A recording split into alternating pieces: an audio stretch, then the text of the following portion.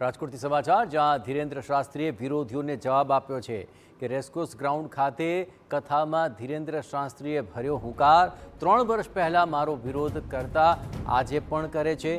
દુઃખ એ છે કે સનાતનીઓ જ સનાતનનો વિરોધ કરી રહ્યા છે। આટલો વિરોધ લવ જેહાદ કરનારા સામે કર્યો હોત તો લવ જેહાદ ન થાત। અમારી પાસે કોઈ જાદુ નથી, હનુમાનજીની બસ કૃપા છે। सन्यासी बाबा ने कहा बेटा जितनी परीक्षा तुम ले रहे थी तो सीता माता की भी। हमने कहा कोई बात नहीं, जो गुरु जी अच्छा विरोध करने वाले हमारे बहुत सज्जन लोग हैं।